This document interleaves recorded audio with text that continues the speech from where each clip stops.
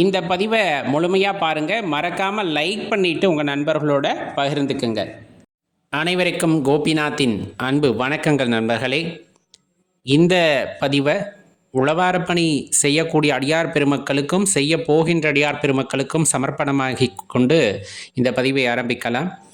சிவாலயத்திற்கு இந்த ஒன்றை கொடுங்கள், கண்டிப்பாக உங்கள் தலைமுறையும் நன்றாக இருக்கும் என்பது தலைப்பு. சிவாலயத்திற்கு மட்டுமல்ல, எந்த ஆலயமாக இருந்தாலும் சரி இந்த ஒன்றை கொடுங்கள் அப்படிங்கிறது அடியனுடைய விண்ணப்பம். ஒரு ஆலயமோ அல்லது கோவிலோ எழுப்பப்படுவது சாதாரண விஷயம் அல்ல.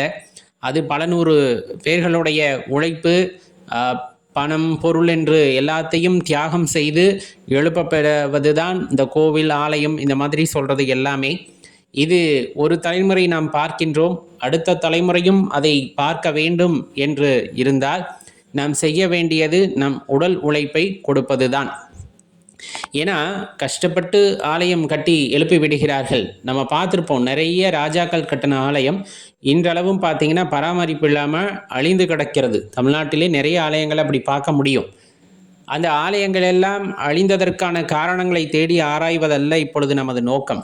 அதை மீட்டெடுப்பது அப்படிங்கிறது தான் முக்கிய நோக்கமே. அது நிறைய நல்ல மனமுடையவர்கள் செய்து கொண்டிருக்கிறார்கள். கோவை அரண்பணி அறக்கட்டளை மாதிரியான நிறைய அமைப்புகள் அதில் இறங்கி செயல்பட்டு வருகிறார்கள். இதில் குறிப்பாக நம்ம சொல்கிறோம் அப்படின்னா உடல் உழைப்பை கொடுங்கள். ஏன் அப்படின்னா, திருநாவுக்கரசு பெருமான் ஆலயங்களையெல்லாம் தூய்மை செய்து இறைவன் மீது பாடல் பாடி அவர் பாதத்தை அடைந்தார், சிவன் பாதத்தை அடைந்தார் அப்படிங்கிறது நம்ம அனைவருமே அறிந்த ஒன்று. நம்மால் என்ன உழவார பணி செய்ய முடியும்? நல்ல ஞாபகப்படுத்தி பாருங்களேன். சிவனடியார்கள் நிறைய பேர் இணைந்து திருக்கூட்டமாக அமைந்து இந்த உழவார பணிகளை செய்வதற்கு ஆலயங்கள் தோறும் சென்று செய்கிறார்கள். சரி, நம்மளால் அப்படி முடியுமா அப்படின்னு கேட்டால், நம்மளால் முடியல அப்படின்னா எளிமையாக சில விஷயத்தை செய்யலாம். அது என்னன்னு பார்க்கலாம், தவிர்க்காமல் பாருங்கள், முடிஞ்சால் அதை பின்பற்றி பாருங்க. ஆலயத்துக்கு போகிறோம், விபூதி குங்குமம் கொடுக்குறாங்க அப்படின்னா அதை வாங்கி ஒரு பேப்பரில் மடித்து வீட்டுக்கு எடுத்துகிட்டு வந்துடுங்க. நம்ம செய்கின்ற பெரிய உழவார பணி அப்படிங்கிறது அதுதான். ஏன் அப்படின்னா, வாங்கினதுமே அதை கையில் வச்சுக்கிறதுக்கு மனம் இல்லாமல், எடுத்துகிட்டு வர்றதுக்கு மனம் இல்லாமல் அங்கே இருக்க தூண்களில் போட்டுறோம் இல்லையா? அந்த தூண்களில் போடுறதே பெரிய பிரச்சனையாக்கிடும். அதை திருப்பி தொடச்சி எடுத்து அதை பழைய நிலைக்கு கொண்டு வரதுக்குள்ளே படாத பாடாக இருக்கும். அதுதான் உழவார பணியில் செய்வாங்க. இன்னொன்று, நீங்கள் ஆலயத்தில் போகிறீங்க, இந்த சூடம், பத்தி இதெல்லாம் பொறுத்துறீங்க, அந்த பேப்பர் இருக்கு இல்லையா, கவர், அதை அப்படியே போடாதீங்க. அதை மடித்து பேப்பரில் வச்சு வெளியே குப்பை தொட்டி இருந்ததுன்னா அங்கே போடுங்க. அதுவும் பெரிய உழவார பணி தான். ஏன்னா உழவார பணி செய்கிறவங்க ஆலயத்தில் போய் அங்கே இருக்கக்கூடிய குப்பைகளை எல்லாம் அகற்றுவார்கள். நம்ம குப்பையே போடலை அப்படிங்கும் போது அது நாம் செய்கின்ற உழவார பணி அப்படிங்கிறத தெளிவாக தெரிஞ்சுக்கணும். இல்லை, நான் விருப்பப்படுறேன், என்னால் முடிஞ்சதை செய்கிறேன் அப்படின்னு ஆசைப்பட்டா, அங்கே இருக்க கோவிலில் ஒட்டடைகள் அண்டி இருக்குது அப்படின்னா அதை சுத்தம் செய்வது, ஆலயங்களை கூட்டுவது, ஆலயங்களுக்கு முன்னாடி பசும் சாணம் தெளித்து கோலம் இடுவது, அங்கே பூச்செடிகள் அமைய பெற்றிருக்கின்றன அப்படின்னா அதையெல்லாம் முறையாக களை எடுத்து அந்த பூக்கள் வளர்வதற்கு ஏதுவான சூழ்நிலையை உண்டாக்குவது, அதே போல் தூண்களில், மற்ற இடங்களில், கோவில்களில் இருக்கக்கூடிய எண்ணெய் பசைகள் போகும்படி தேய்த்து கழுவி விடுவது, ஆலயங்களை சுத்தம் செய்வது.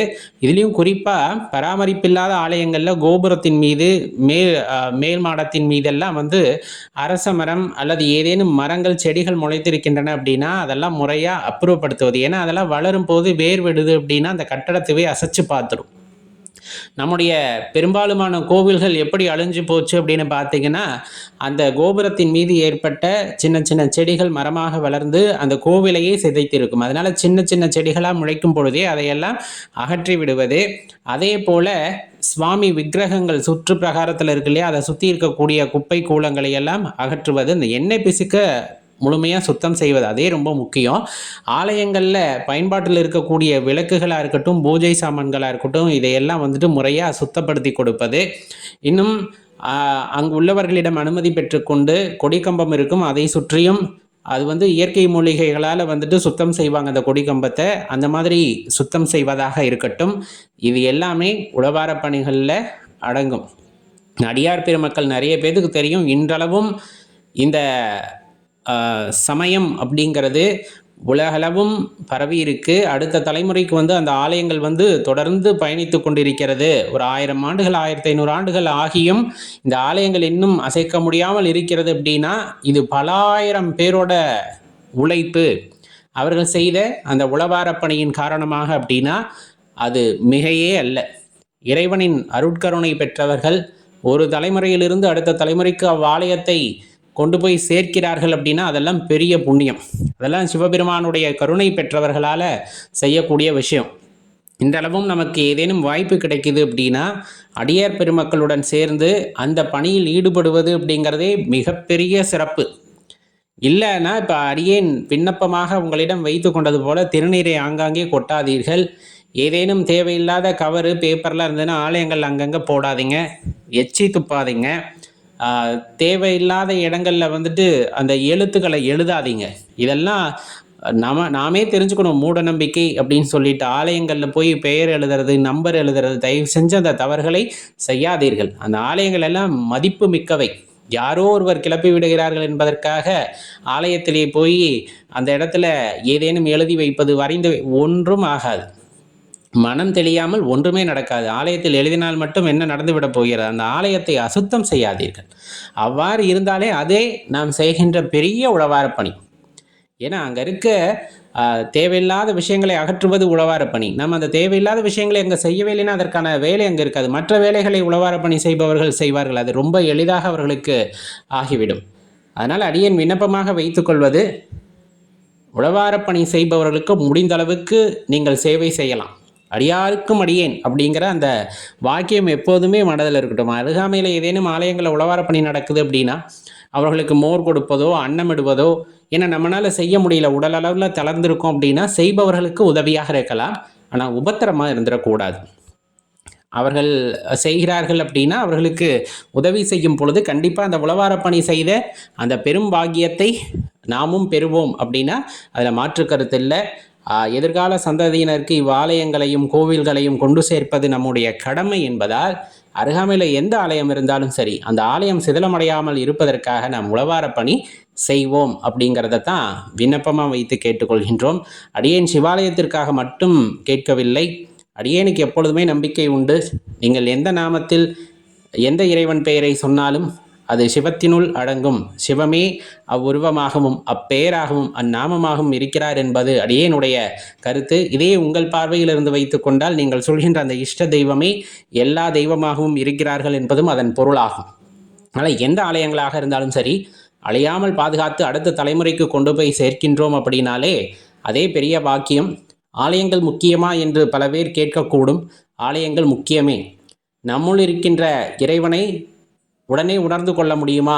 அந்த அளவிற்கு பக்குவம் அடைந்து விட்டோமா அப்படின்னா அனைவரும் அவ்வாறு பக்குவம் அடைவது இல்லை.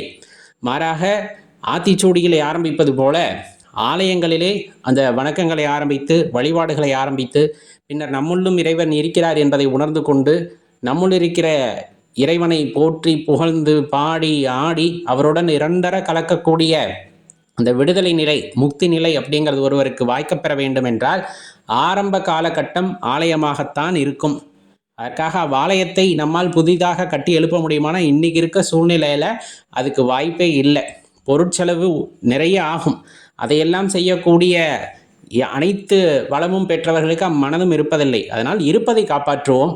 ஏதேனும் ஒரு தலைமுறையிலே இன்னும் சீர்பட்டு அதை பெருமையாக நினைத்து இன்னும் இவ்வாலயங்களை புதுப்பொலிவுடன் ஆகம விதிப்படி கட்டி எழுப்புவதற்கும் குழந்தைகள் பிறப்பார்கள் என்ற நம்பிக்கையுடன் செய்வோம். நம் சமயம் அப்படிங்கிறது அனைவரையும் அரவணைத்து செல்வது அப்படிங்கிறது அது யாரையும் எப்பொழுதுமே வேண்டான்னு ஒதுக்குற சமயம் அல்ல. அப்படி அரவணைப்பை காட்டக்கூடிய சமயத்திற்கு அடையாளமாக இருப்பது இவ்வாலயங்கள் அப்படிங்கிறத மனதில் நிறுத்தி உழவாரப் பணி செய்பவர்களுக்கு நாம் உதவியாக இருப்போம் என்று கேட்டுக்கொள்கின்றோம்.